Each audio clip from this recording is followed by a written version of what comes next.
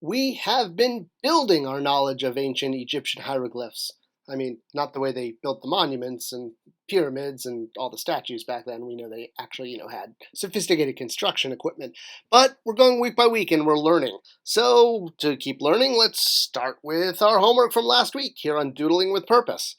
All right, so we had a rather long sentence, or actually almost sentences last week, and hopefully you've copied it out on your own and you've glyphed probably neater than I have because my glyphs tend to get sloppy, just like my English. My penmanship has never been good in any language. I don't know what I'm doing trying to teach language. All right, enough of that. So let's separate our sentences by figuring out where the determinatives are and where the words are. And if you can't do all of them, that's okay, because it'll all fall together, but do what you can. All right, so our first word, I've been using this one a lot lately, deliberately, because we want to try to use some familiar words so everything is not as kind of scary. And we have the word ma'ah, see. Again, two M's, or two ahs, excuse me. One is just a helper reminder. All right, and next we have ram, R-M, which is the word for fish, which you might remember. Oh, and before that we had the N, and the N twice. That first N is the ed, and then that second N with the three stroke lines is the pronoun we. So we have we saw. We saw fish. And what kind of fish did we see? Well, we have nefer, which is spelled nefer, fur, F-R repeated, which again, when you have repeated consonants, they're just helper sounds. All right, now the next line, we start off with an M, which can be meaning in, with, from, or as, and we'll use context from the sentence to figure out what meaning it is. Next, you remember this was a tricky one from last week, was mer, per. Even though the first glyph is the tongue, which would be normally nus, it's pronounced mer, per because it's a pun, because the tongue is in the mouth, and the steward is the one who gives directions for the house. And then we have per alone, which is house. So we have the steward's house, or the steward of the house. All right. And then the next end of the sentence, or really almost the second sentence, we start with ew, which we know is just a helper. It's a sign that we're going to go into the past. Now, it might not be an ed version of the past, but it's going to tell us that we're at least discussing the past, and it's the past tense. All right, and what is happening in the past tense? Well, our next word is ma'ak. You might remember from last week, M-A-K, which means roasting. And finishing it off, we repeat words that we had in the previous sentence. We have fish again, ram. And as you recall, sometimes there are determinatives at the end to remind you what the word is. It's just a helper determinative. So that's why you see a fish at the end with the stroke line. If you see a sign with a stroke line like that, it means that it is a determinative, you're not pronouncing it in like the letter. All right, so our whole sentence. So, we see beautiful fish from the steward's house, or maybe in the steward's house. And we are roasting the fish. Now, you may notice that there is no pronoun where that big red dot is. Who's doing the roasting?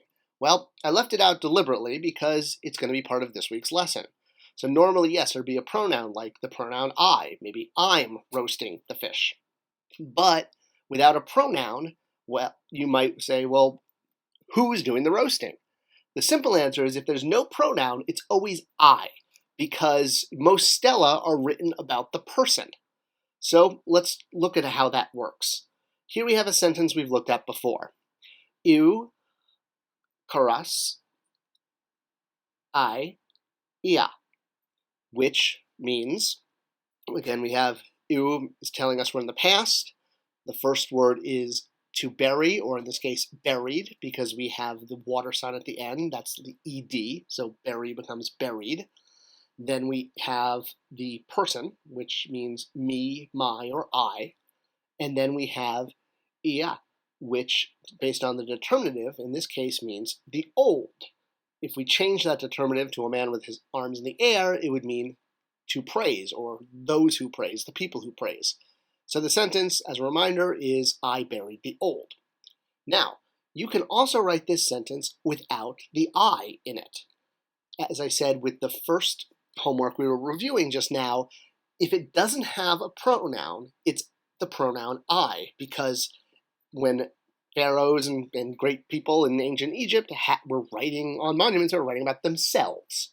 So, as a reminder of the pronouns, these are your basic pronouns in the first tense. We're going to get to other pronouns later, but we have the I, F for he, S for she, K for you, T for you, feminine, N for we, T, N for you, plural. But you can also have proper nouns, like Scott, my name. That's how I write my name in hieroglyphics. I think I actually misspelled my name a few lessons ago. I put the SN instead of the SK. Oops. All right, so you can have proper names like Scott, or you could have the names of a title, like this is the word Haka. Now the first letter is Haka, and then you have another K and an A. So again, double consonants after a triple consonant, you ignore them. So Haka means ruler. It could just be spelled with just that first glyph. But in this case, we've added some hint consonants afterwards to jog your memory of what pronunciation the staff is. All right, so I've left a blank in this sentence. Here we have U, which again, our signpost that we're going into the past. Then we have ma'a equals N, so ma'a N, which is saw, because instead of see, it's saw, or seen, ed, no ed in that word. And then we have apedu, which means birds. And as a reminder, when you're going into plural, you add the W at the end, the same W that's in that first word, ew, or you can add 3 strokes. Either way, it means the plural. You can have one or the other. You don't have to have both. I've used both just as a reminder, but that's how we take apid, which means bird, and turn it into birds. The W at the end is like having an S in English.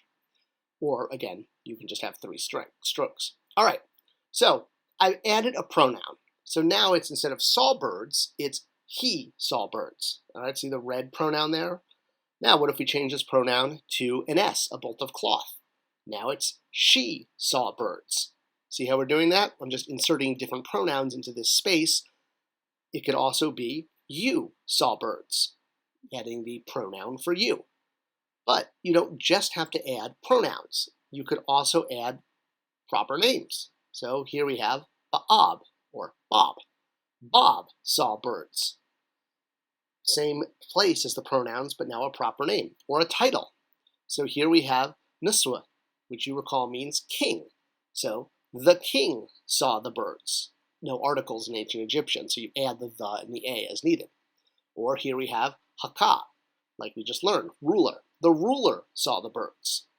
All right, but we still have a space there in our sentence, a little empty area. And what we can do with that is we can put in another either title, proper noun, or pronoun.